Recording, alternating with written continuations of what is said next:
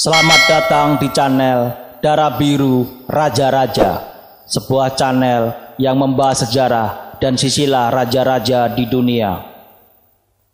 Pada video kali ini, kita akan membahas tentang Pangeran Agung Vladimir Pertama atau Vladimir Pertama Sviatoslavik dari Kepangeranan Agung Kievan Rus. Video ini adalah video ke-18 dari seri video Perang Rusia-Ukraina.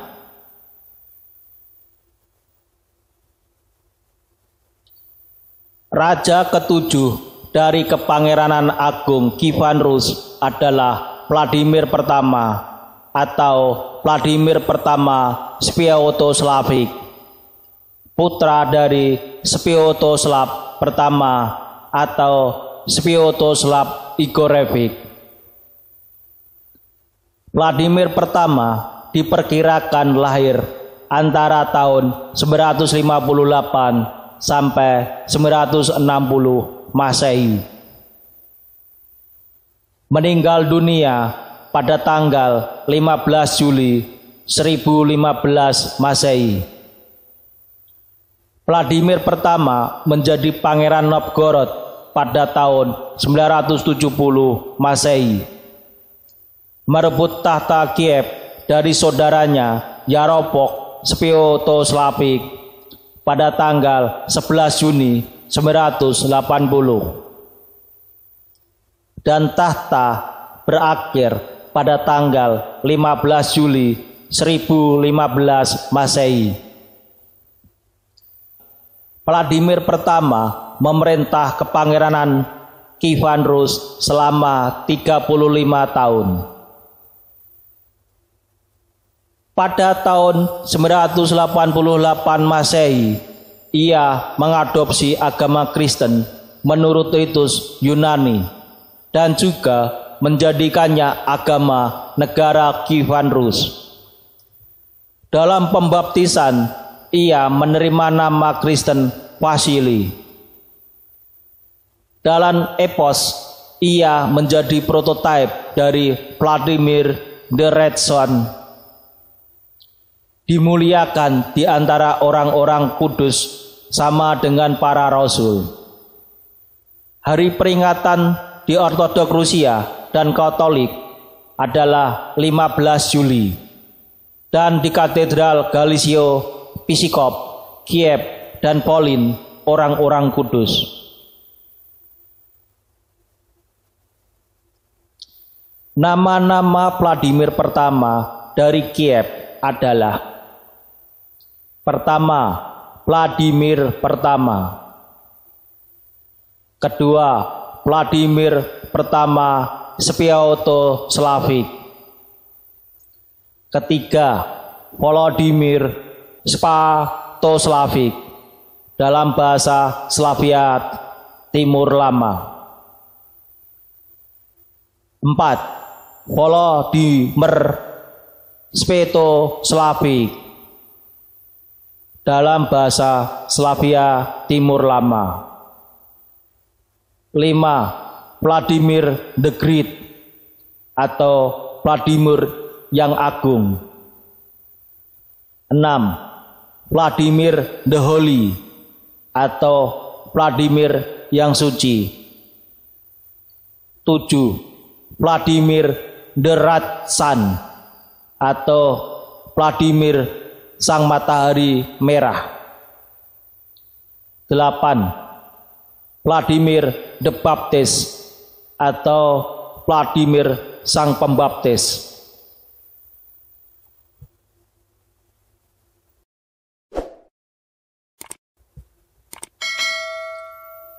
Vladimir Pertama atau Vladimir Sviatoslavik adalah putra dari Sviatoslav Igorevich dari hubungan gelap dengan seorang pelayan istana yang bernama Malusa. Malusa sendiri adalah tokoh yang misterius yang jarang catatan sejarah yang menceritakannya. Pangeran Sviatoslav Igorevich adalah putra dari Igor Rurikovic dengan permaisurinya bernama Olga dari Kiev. Pangeran Igor Rurikovic adalah putra dari Pangeran Rurik dan permaisurinya Evanda dari Normandia. Jadi Vladimir pertama Sviatoslavik adalah cicit dari Pangeran Rurik.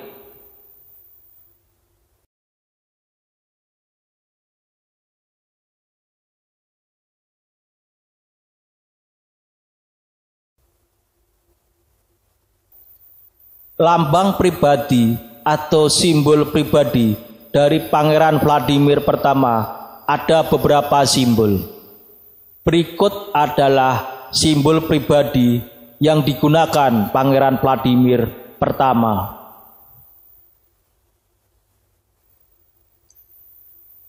Di Eropa Timur, banyak orang yang bernama Vladimir mengikuti nama Ruskip, Raja Vladimir Sviatoslavik.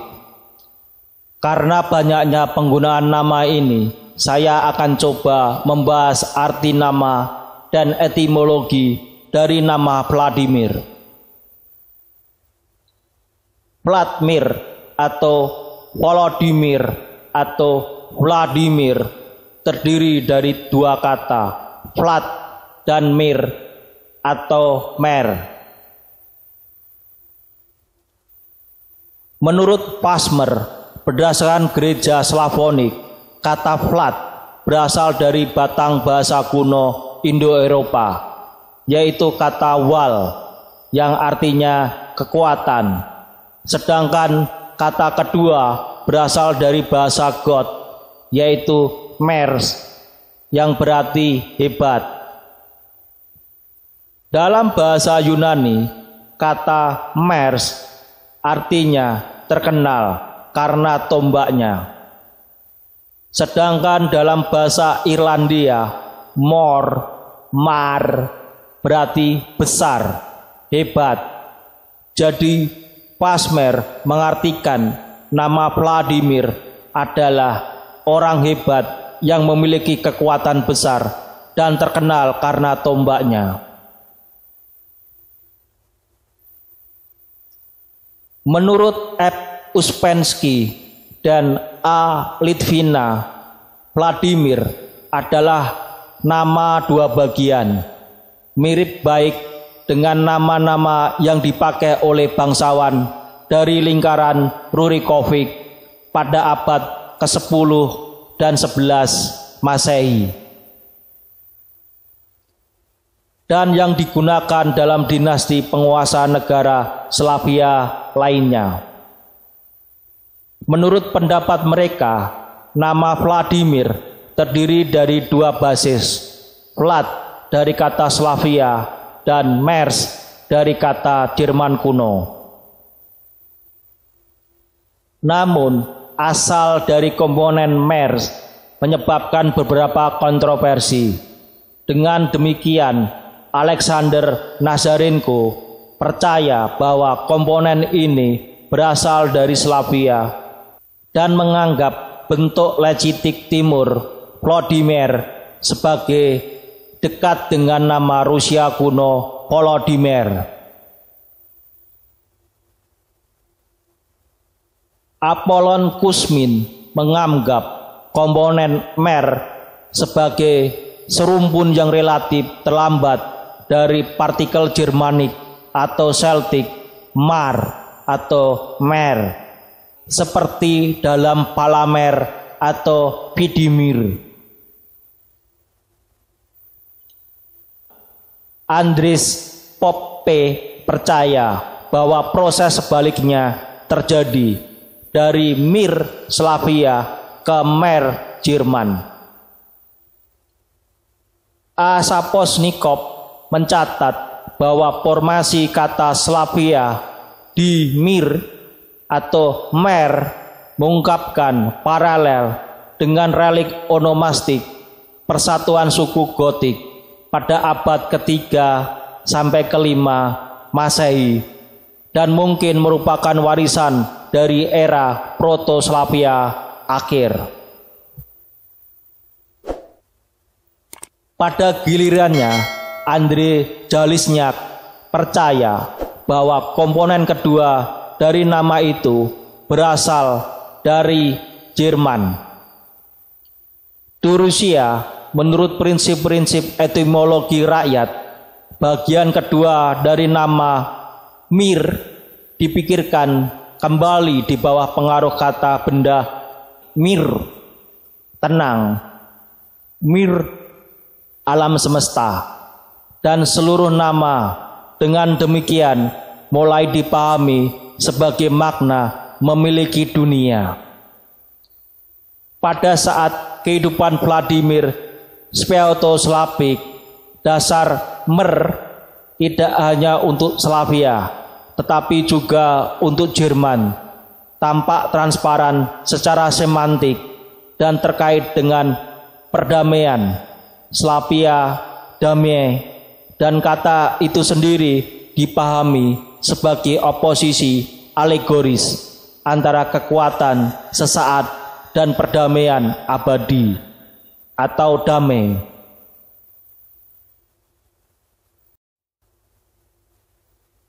Lahir pada tahun 958 Masehi, Vladimir adalah putra kandung dan putra bungsu Sviatoslav pertama dari Kiev.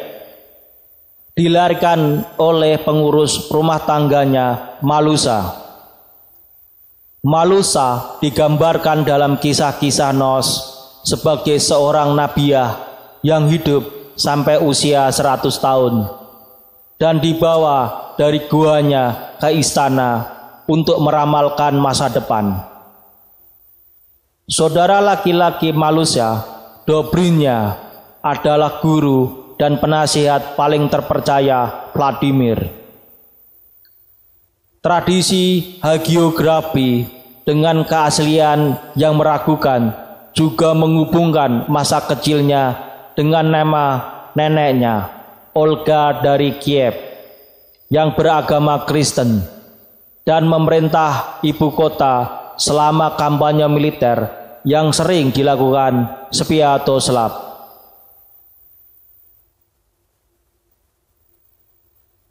Memindahkan ibu kotanya ke Pereyaslavet pada tahun 969 Masehi, Sviatoslav menunjuk Vladimir sebagai penguasa Novgorod Agung, tetapi memberikan Kiev kepada putranya yang sah, Yaropok. Kisah-kisah Skandinavia menceritakan sebagai calon raja Norwegia, Olaf pertama Tryggvason menghabiskan masa kecil dan masa mudanya di Novgorod. Ibu Olaf, Astrid, melarikan diri dari pembunuh suaminya, Trygvi Olafsson, ke Novgorod, ke Raja Valdemar atau Vladimir, yang melayani saudaranya Sigurd. Tetapi dalam perjalanan dia dan anaknya ditangkap oleh perompak di Estonia. Sigurd yang mengumpulkan upeti di Estonia atas perintah Vladimir, secara tidak sengaja bertemu Olaf dan menebusnya dari perbudakan. Olaf tumbuh di bawah naungan Vladimir dan kemudian dibawa ke pasukan, di mana ia populer di kalangan para prajurit. Setelah kematian Sviatoslav di tangan Pečeknek pada tahun 972 Masehi, perang saudara meletus pada tahun 976 Masehi antara Yaropok dan adik laki-lakinya Oleg, penguasa Drevlian. Pada tahun 977, Vladimir melarikan diri ke kerabatnya Haakon Sigurdsson, penguasa Norwegia, mengumpulkan sebanyak mungkin prajurit Nordik untuk membantunya memulihkan Novgorod. Sekembalinya tahun berikutnya, dia berbaris melawan Yaropok. Dalam perjalanannya ke Kiev, ia mengirim duta besar ke Rokvolod, Basanos Rakhvald, Pangeran Polotsk, untuk menuntut tangan putrinya Rogneda, Basanosnya Rakhil. Putri bangsawan menolak untuk memperistri putri seorang budak perempuan dan pertunangan dengan Yaropok. Jadi Vladimir menyerang Polotsk, membunuh Rokvolod dan mengambil Rakhhenhil dengan paksa, membunuh orang tuanya. Polotsk adalah benteng utama dalam perjalanan ke Kiev, dan merebut Polotsk dan Smolensk memfasilitasi pengambil alihan Kiev pada tahun 978 Masehi, di mana ia membunuh Yaropok dengan pengkhianatan dan dinyatakan sebagai knyaz atau pangeran dari semua Ruskip. Vladimir terus memperluas wilayahnya di luar domain tanah ayahnya. Pada tahun 981 Masehi, ia merebut kota Serpen dari Polandia.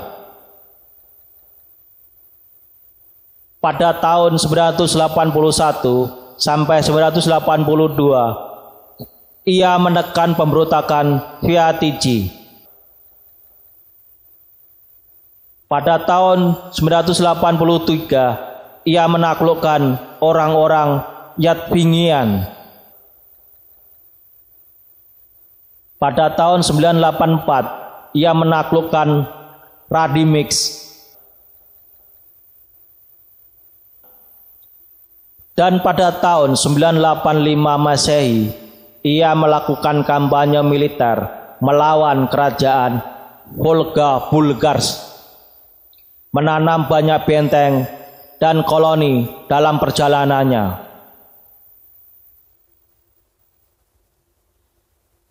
Meskipun agama Kristen telah menyebar di wilayah tersebut di bawah kekuasaan Oleg, Vladimir tetap penyembah berhala, mengambil 800 selir bersama dengan banyaknya istri, dan mendirikan patung pagan dan tempat pemujaan untuk dewa.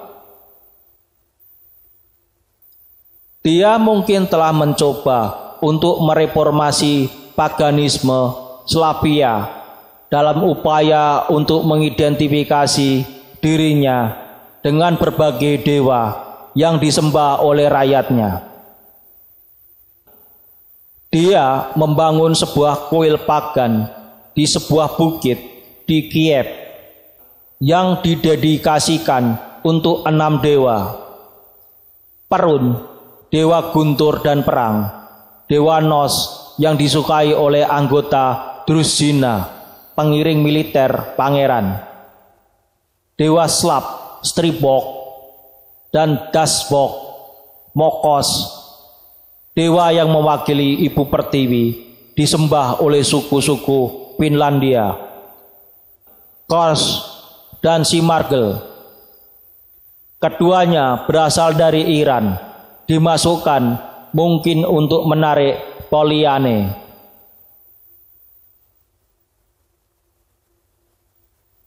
Penyalahgunaan terbuka terhadap dewa-dewa yang dipuja kebanyakan orang di Rus memicu kemarahan yang meluas.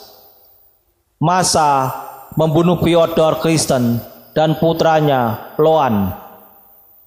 Kemudian setelah keseluruhan kristenisasi Kievan Rus, orang-orang menganggap keduanya sebagai martir Kristen pertama di Rus, dan gereja Ortodok menetapkan hari untuk memperingati mereka 25 Juli.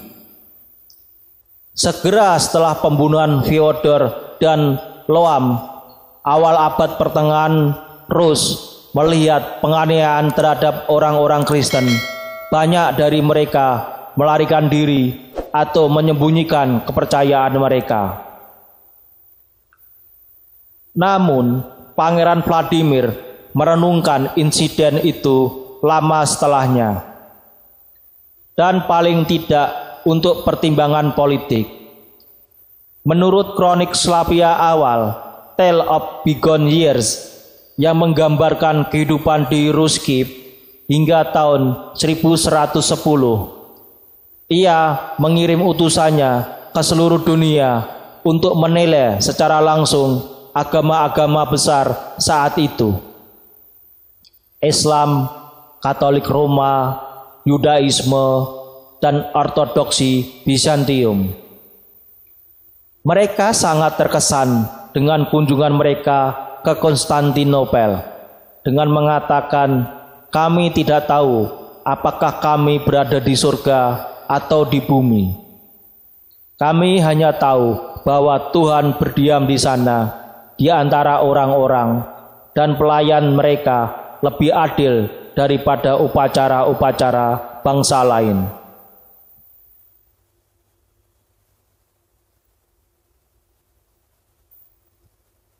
Kronik utama melaporkan bahwa pada tahun 987 Masehi, setelah berkonsultasi dengan para bangsawannya, Vladimir Agung mengirim utusan untuk mempelajari agama-agama dari berbagai negara tetangga yang perwakilannya telah mendesaknya untuk memeluk agama mereka masing-masing. Hasilnya dijelaskan oleh penulis sejarah Nestor. Dia melaporkan bahwa Islam tidak diinginkan karena larangan minuman beralkohol dan babi. Vladimir berkomentar pada kesempatan itu, "Minum adalah kesenangan semua orang Rusia. Kita tidak bisa hidup tanpa kesenangan itu."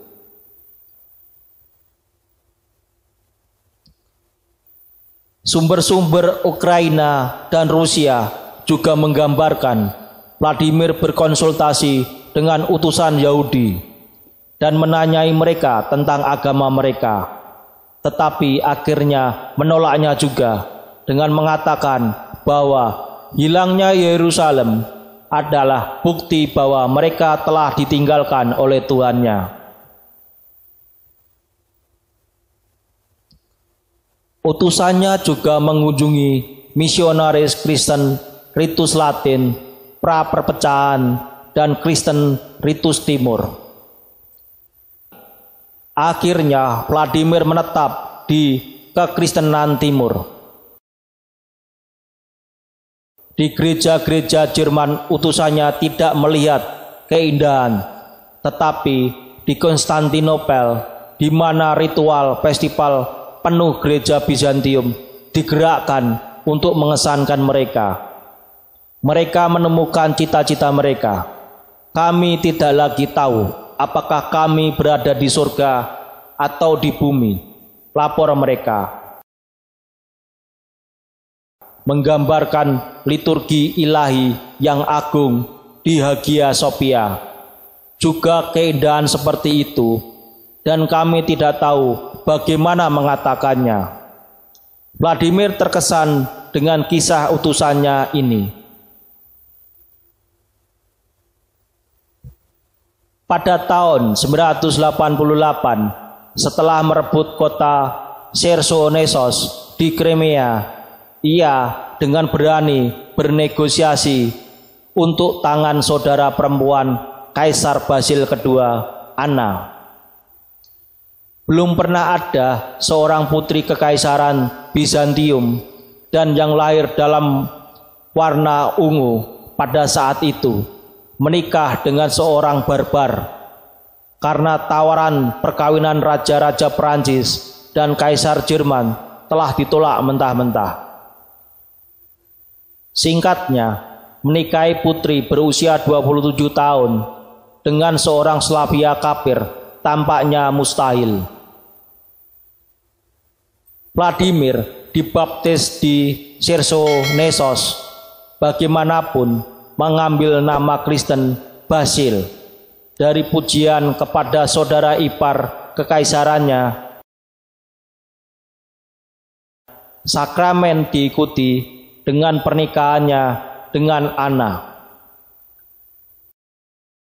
Kembali ke Kiev, dalam kemenangan ia menghancurkan monumen pagan dan mendirikan banyak gereja, dimulai dengan sebuah gereja yang didedikasikan untuk Saint Petersburg Basil dan gereja Persepuluhan pada tahun 989 Masehi.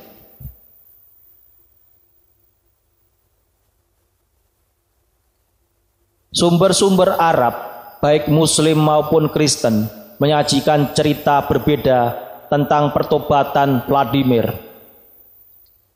Yahya dari Antioquia, Al-Rudawari, Al-Makin, Al-Dimaski, dan Ibnu Al-Athir semuanya pada dasarnya memberikan penjelasan yang sama. Pada tahun 987 Masehi, Bardas Sklerus dan Bardas Phokas memberontak melawan Kaisar Bizantium Basil II.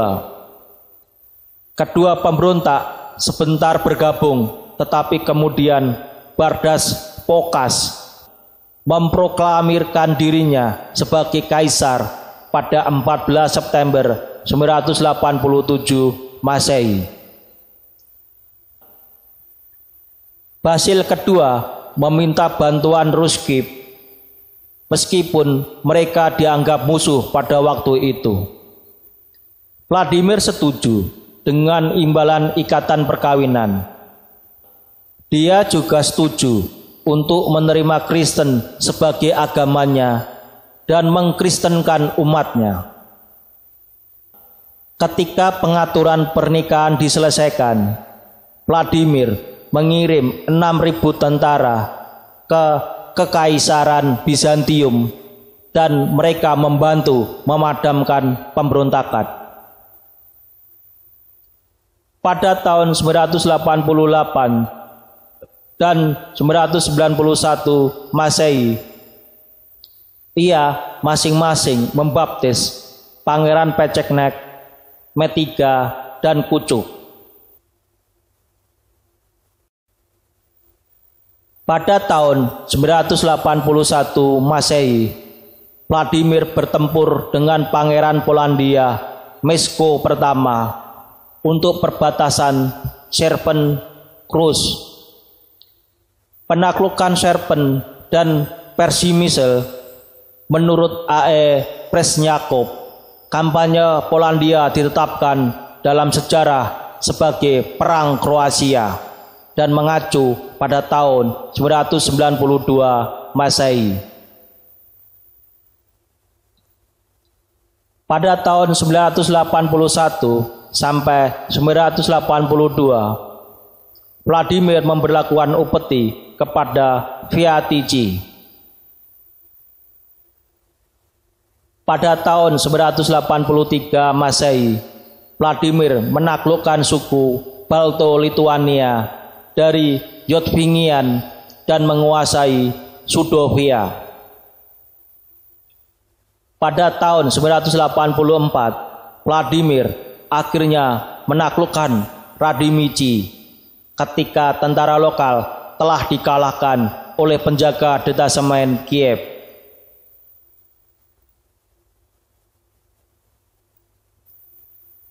Pada tahun 985, Vladimir bersekutu dengan Toks Nomaden melakukan kampanye melawan Volga Bulgar. Beberapa peneliti mengidentifikasi mereka dengan Danube Bulgarian. Namun, menurut Memory and Price, lawan Vladimir adalah Perak, yaitu Volga Bulgar. Setelah menang, Vladimir berdamai dengan Bulgaria dengan syarat yang menguntungkan bagi Rusia. Pada tahun yang sama, 985 Masehi, dia melakukan kampanye melawan Khazaria dan memberlakukan upeti untuk itu. Selanjutnya, Metropolitan Hilarion menyebut Vladimir sebagai gelar Kazan dari Kagan.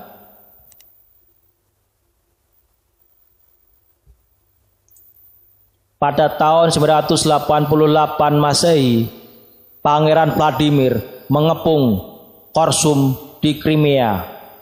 Menurut Tale of Bygone Years, kota ini menyerah setelah pengepungan yang lama. Ketika para pengepung menggali pipa yang melaluinya air dari sumur memasuki kota. Kemudian Kaisar Bizantium mengirim saudara perempuan mereka, Anna, untuk menikahi Vladimir.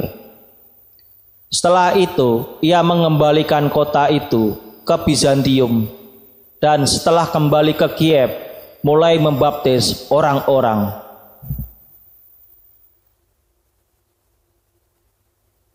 Pada tahun 989, pasukan Rusia berpartisipasi dalam penindasan pemberontakan Bulgaria dan komandan Bizantium Varda Foki. Pada tahun 992, kampanye dilakukan di tanah Karpatian melawan Kroasia Putih untuk pertama kalinya, termasuk mereka di negara Rusia kuno. Pada tahun 1000 Masehi, 6.000 orang Rus mengambil bagian dalam kampanye Bizantium melawan Armenia. Dan Vladimir sendiri mengambil bagian dalam kampanye melawan Danube, Bulgaria.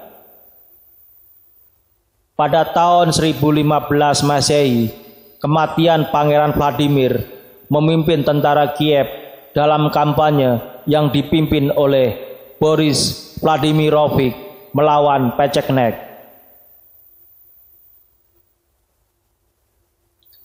Vladimir memimpin kebijakan luar negeri yang aktif.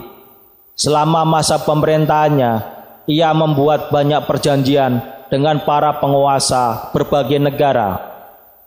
Mereka adalah Stephen I, Raja Hongaria, Boleslav I, The Brave, Raja Polandia, Boleslav II, Raja Republik Ceko, Sylvester II, Paus, Vasili II, Kaisar Bizantium.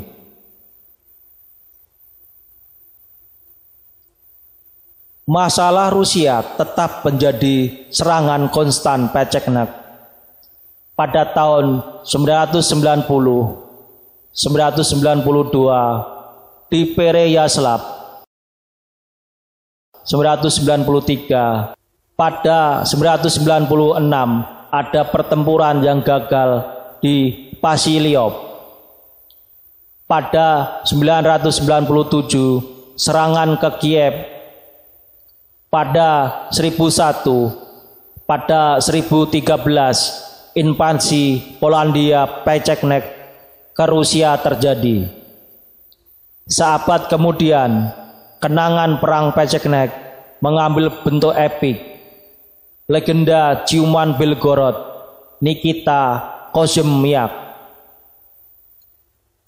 Untuk pertahanan melawan Pecheknek, sejumlah benteng dibangun di sepanjang perbatasan selatan Kievan Rus. Di sepanjang perbatasan selatan dan tentara Rusia saat itu, di sisi kanan dan kiri Dnieper, barisan parit tanah dan pos-pos penjaga ditarik untuk mencegah serangan para pengembara. Di sepanjang sungai Ros itu adalah garis pertahanan poros. Di sepanjang sungai Sula itu ada Polsuskaya. Menurut kesaksian Kaisar Bizantium Konstantin ke-7, Porphyrogennetus, Pecheknek berkeliaran pada jarak 1 hari perjalanan dari Rusia.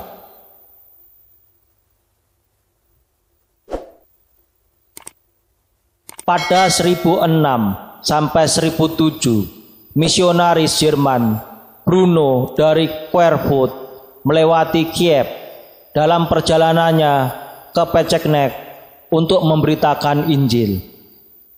Dia berhenti untuk tinggal bersama Pangeran Vladimir yang dalam sepucuk surat kepada Kaisar Henry II dia sebut penguasa Rusia.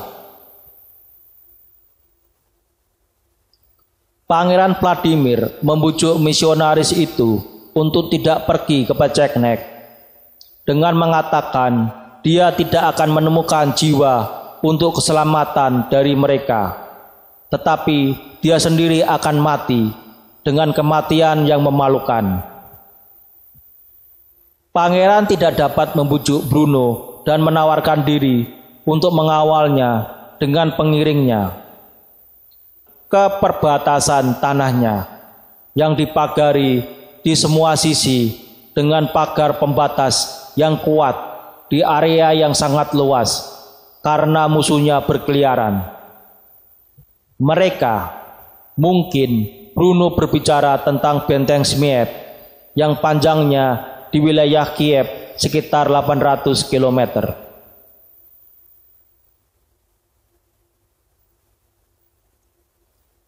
Vladimir mengadopsi semua undang-undang sesuai dengan dewannya yang terdiri dari pasukannya, komandan militer, dan para penatua perwakilan dari berbagai kota.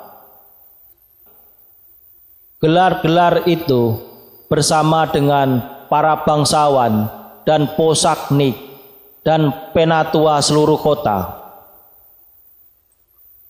Kota-kota besar diatur secara militer, masing-masing membentuk resimen terorganisasi integral yang disebut 1000, yang dibagi-bagi lagi menjadi ratusan dan puluhan.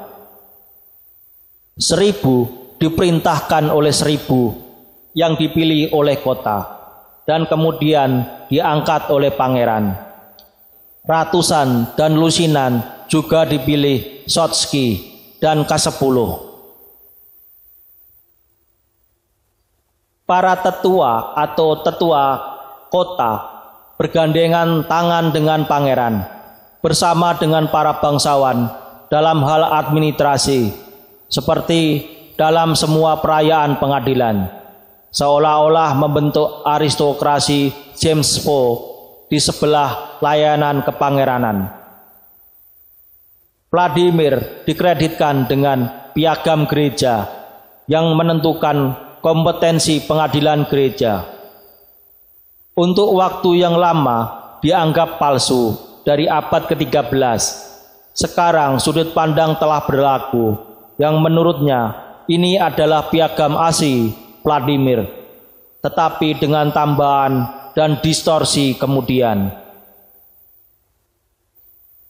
Menurut kronik, Vladimir pada awalnya setuju dengan ide-ide para pendeta Chersonesos tentang perlunya hukuman mati. Tetapi kemudian, setelah berkonsultasi dengan para bangsawan dan tetua kota, ia menetapkan hukuman para penjahat sesuai dengan kebiasaan lama, vira. Beberapa peneliti percaya bahwa Vladimir mencoba mengubah urutan suksesi tata.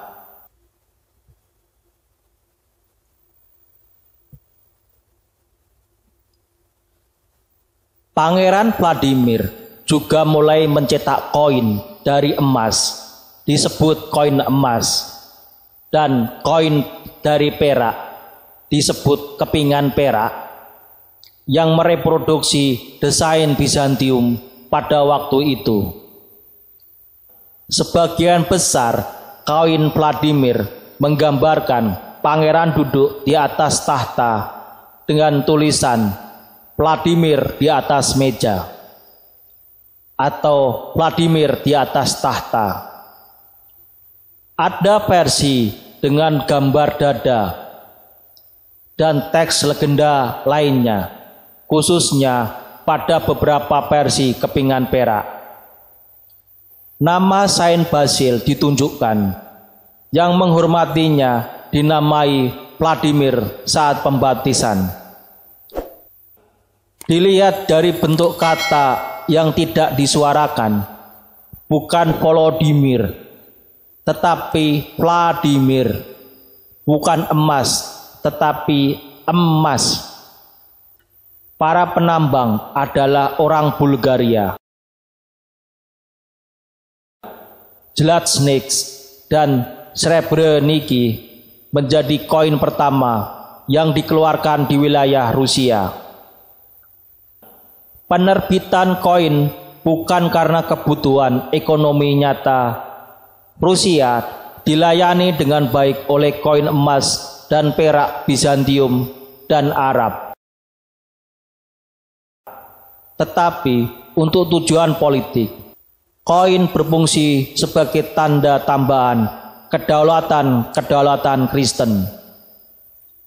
Hanya pada koin yang disimpan gambar simbolis seumur hidup Pangeran Vladimir, seorang pria dengan janggut kecil dan kumis panjang. Tanda Pangeran Vladimir, Trisula, juga dikenal dari koin.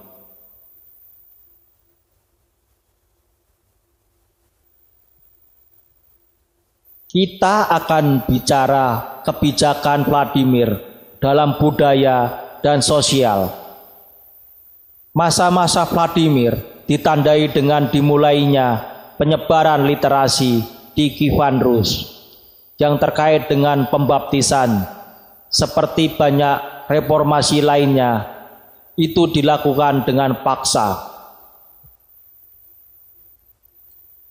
Dia diutus untuk mengumpulkan anak-anak dari orang-orang terbaik dan memberi mereka pendidikan buku. Para ibu dari anak-anak ini menangisi mereka karena mereka belum teguh imamnya, dan menangisi mereka seolah-olah mereka sudah mati. Guru-gurunya bukan orang Bizantium seperti orang Bulgaria, termasuk mereka yang belajar di Gunung Athos. Satu generasi kemudian, ahli kata dan penikmat sastra yang luar biasa tumbuh di Rusia, seperti salah satu penulis Rusia pertama, Metropolitan Hilarion. Di bawah Vladimir, konstruksi batu skala besar dimulai di Kievan Rus. Meskipun bangunan pertama yang bertahan berasal dari zaman putranya Yaroslav. Kota-kota Vladimir on Kliasma tahun 990 Masehi, Belgorod tahun 991, Pereyaslav tahun 992, dan banyak lainnya didirikan. Menurut The Lie on Russian Literacy, literasi Rusia pertama kali diberikan melalui Saint Petersburg, Rusia tertentu. Konstantin Kiril tetapi kemudian menghilang di mana-mana dan hanya sebagai hasil dari wahyu supernatural yang diberikan lagi kepada Pangeran Vladimir Sviatoslavik.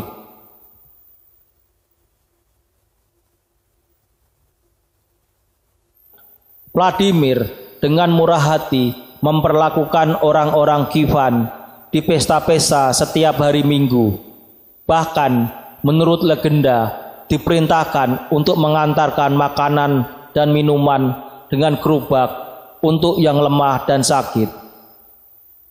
Penulis sejarah mencatat, dan dia memerintahkan gerobak untuk dilengkapi dan meletakkan di atasnya roti, daging, ikan, berbagai sayuran, madu dalam tong, dan kipas di lainnya, untuk mengantarkan keliling kota, bertanya di mana orang sakit atau pengemis tidak bisa berjalan, mendistribusikan apapun yang mereka butuhkan. Dia memberi perhatian khusus pada pasukan, dengan siapa dia berkonsultasi tentang urusan negara dan militer. Tidak menolak apapun dengan mengatakan, "Saya tidak akan menemukan pasukan dengan perak dan emas, tetapi dengan pasukan saya akan mendapatkan perak dan emas, karena kakek dan ayah saya bersama pasukan menemukan emas dan perak."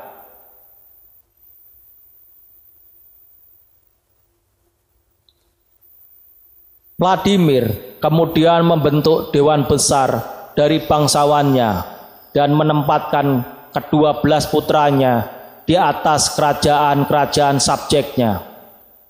Menurut kronik utama, ia mendirikan kota Belgorod pada tahun 1901 Masehi. Pada tahun 1902, ia melakukan kampanye melawan orang Kroasia. Kemungkinan besar orang Kroasia putih yang tinggal di perbatasan Ukraina modern. Kampanye ini dipersingkat oleh serangan Pečenek di dan sekitar Kiev. Di tahun-tahun terakhirnya, ia tinggal dalam kedamaian yang relatif dengan tetangganya yang lain. Borislav pertama dari Polandia, Stephen pertama dari Hongaria, dan Adrik dari Ceko. Karakter yang dipertanyakan yang disebutkan dalam A Tale of Bygone Years. Setelah kematian Anna, dia menikah lagi, kemungkinan besar dengan cucu perempuan Otto yang agung.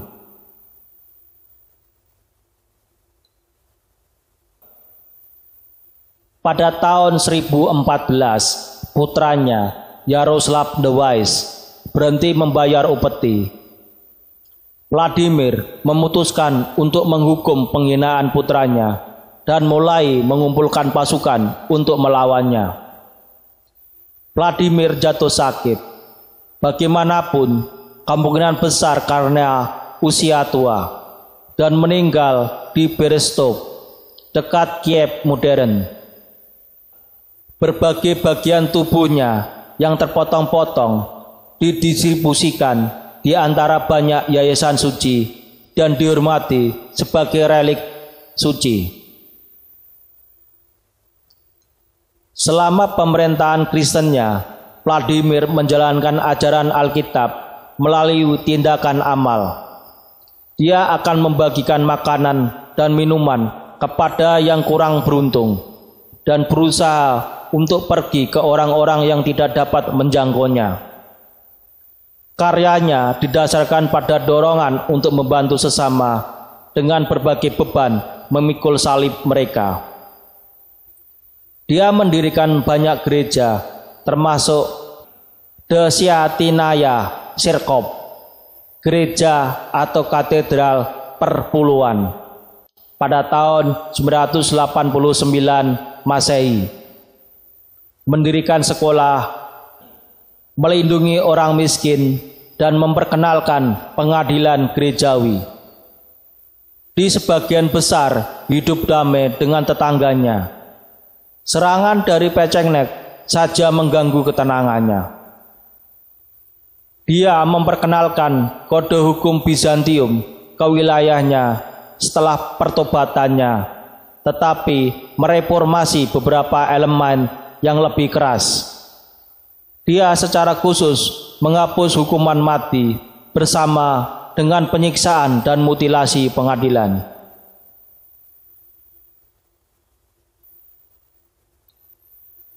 Gereja Ortodok Timur, Ritus Bizantium Lutheran, dan Katolik Roma merayakan hari raya Saint Vladimir pada tanggal 15 atau 28 Juli.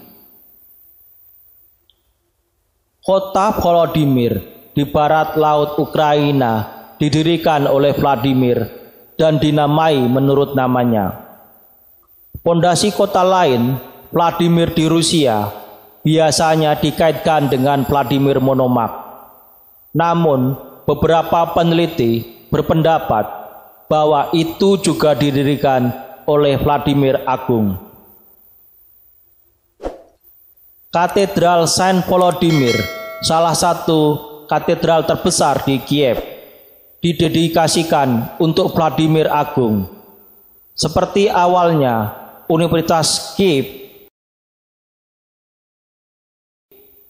Ordo Kekaisaran Rusia Saint Vladimir, dan Saint Seminari Teologi Ortodok Vladimir di Amerika Serikat juga dinamai menurut namanya.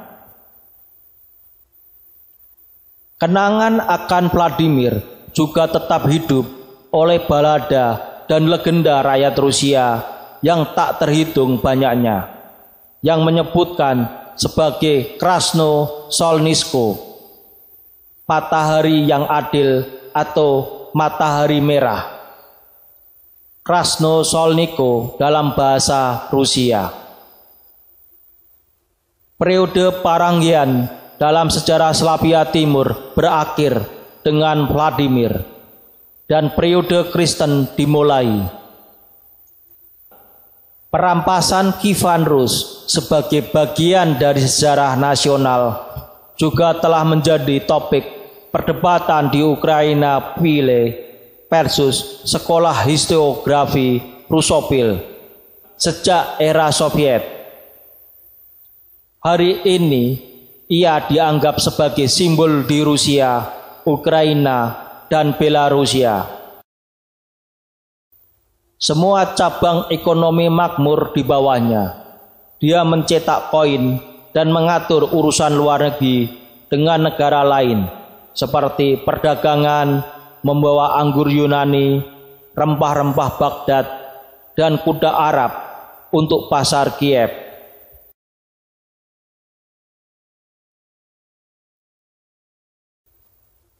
Seperti yang saya katakan sebelumnya, bahwa istri yang pernah dinikahi Pangeran Vladimir pertama berjumlah 900 perempuan.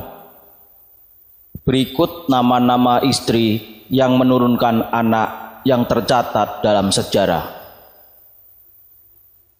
Pertama, Adele.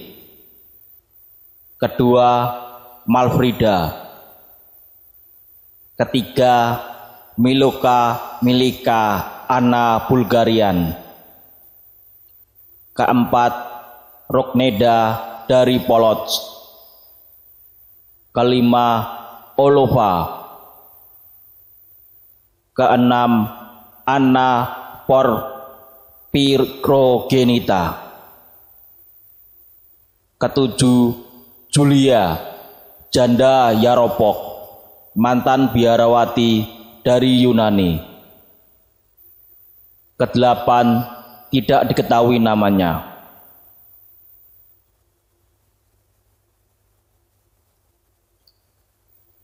Dari pernikahan Pangeran Vladimir pertama dan Adele memiliki 3 orang anak, yaitu pertama, Sudislav Vladimirovich Rurikovic. Kedua, Mstislav van Chernigov. Ketiga, Stanislav Volodymyrovich Rurikovic. Dari pernikahan Pangeran Vladimir pertama dan Malfrida memiliki 1 anak, yaitu pertama, Sviatoslav Vladimirovich.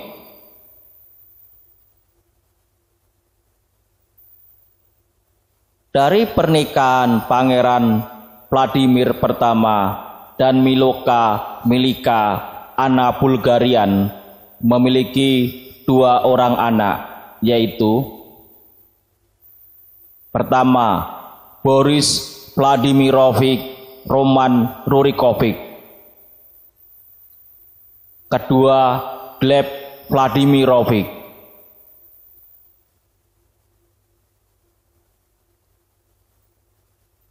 Dari pernikahan Pangeran Vladimir pertama dan Rogneda dari Polotsk memiliki 8 anak, yaitu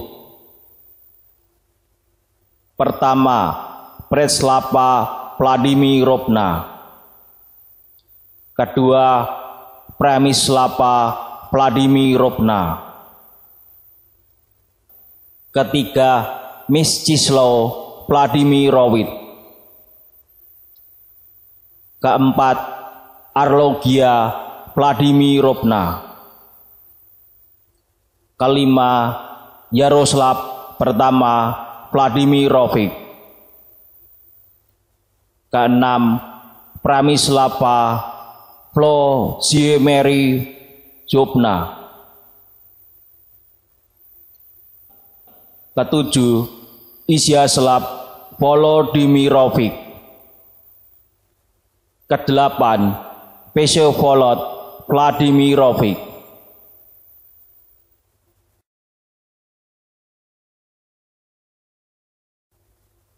Dari pernikahan Pangeran Vladimir pertama dan Olova memiliki satu anak, yaitu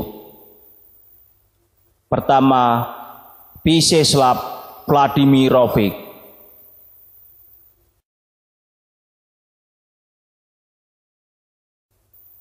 Dari pernikahan Pangeran Vladimir pertama dan Anna Porfirogenita memiliki satu anak, yaitu pertama, Maria Dobronega.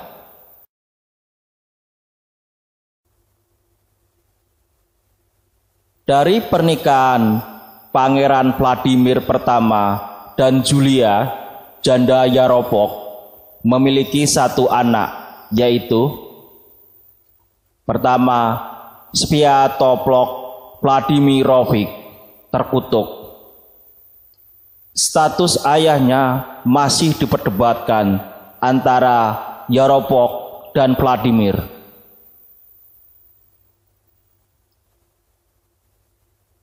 Dari pernikahan Pangeran Vladimir pertama dan wanita yang tidak diketahui namanya memiliki dua orang anak, yaitu pertama, Alogia Wladimirovna. Kedua, Posvit Wladimirovich.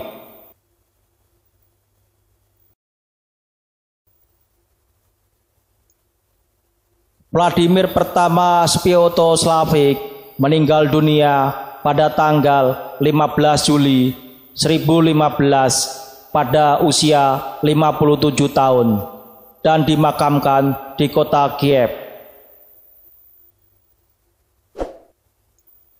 Demikian video tentang Pangeran Agung Vladimir pertama atau Vladimir pertama Sviatoslavich dari Kepangeranan Agung Kievan Rus. Semoga bisa menambah wawasan dan ilmu pengetahuan bagi yang menonton video ini. Sampai jumpa lagi di video berikutnya. Terima kasih.